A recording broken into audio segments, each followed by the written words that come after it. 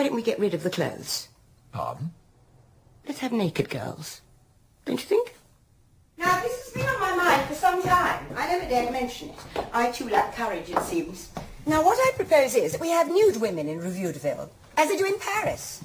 At our namesake, the Moulin Rouge, for instance. Oh, baby, it's all right. We'll find you some milk. Paris, after all, is just filled with naked women wearing bananas, and dare I say it, making everyone else go bananas in return. You keep up, Mr. Van Dam. It would be innovative and draw the crowds. I would make back all of my money. You, I imagine, would enjoy yourself being surrounded, as it were, by countless breasts, and we'd all be happy. See, as you can hear from that, it is a sort of, how many yards of Judi Dench would you like? I mean, it is that performance. You know, Judy, we'd like you to do that thing you do, slightly cantankerous, rather, you know, upper class, incredibly lovable, and obviously about to win an award. And that's what she does. And now, it's directed by Stephen Frears, who on his CV has things like Dirty Pretty Things, which, you know, I think was great. High Fidelity, The Grifters, Dangerous Liaisons. I mean, he is a director with form. Who, you know, he's actually done proper stuff.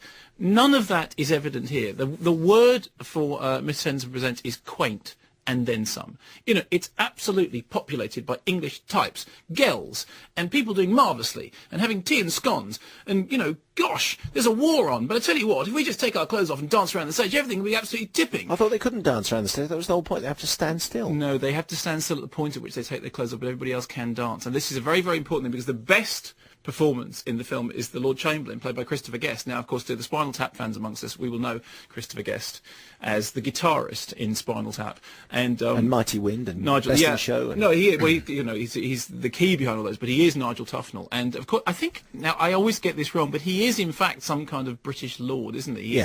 He's like Lord, and married to Jamie Lee Curtis. Yeah, but I don't think that there's a title in that. I think that's. Yeah, I think she's, you know, lady. Well, she would be now, yes, but he didn't become that because he. What I'm saying is that his ancestry is British aristocracy. Her ancestry is Tony Curtis and Janet Leigh. So that's a whole other thing.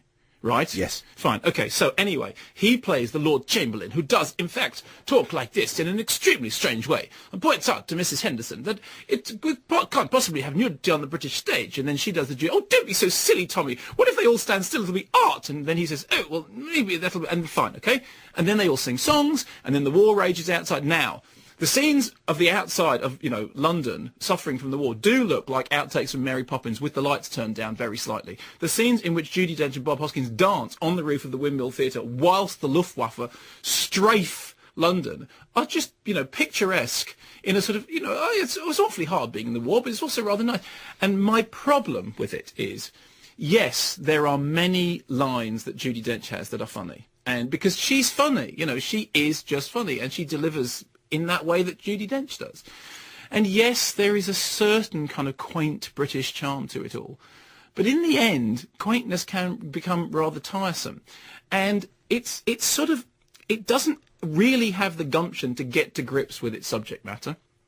I mean, for example, the Windmill Theatre, you know, what then happened to the Windmill Theatre, which you rather charmingly described the other day as a laptop club? Yes, I was wondering if you might mention that. Well, yeah, but it's nice that that's how you would think of it. It has a you know, a lovely naive innocence that oh yes, it's one of those laptops. Yes. You and the Lord Chamberlain will get on really marvellously. I say, Your Honour, I've heard about these laptop clubs. As long as they don't move the laptops, that's perfectly fine. So it is all a little bit like that. And if we could just stop for tea and tiffin, everything would get better. I think that was a nice world, wasn't it? It was, although of course, apart from the Luftwaffe, apart from the, you know, the war and the poverty, and what did the Romans ever do for us? I mean, it really is that level. And funnily enough, although it's a British film with a big B, it's clearly made for the export market. It's the kind of thing that the Americans will just, you know, they'll love. I mean, they'll be surprised that we were involved in the Second World War because, as you know, a bit of a shock to they them. won it single-handedly after they'd had breakfast for 2 years. But so that will probably, but it will be one of those films that they take to their heart. And there is a strange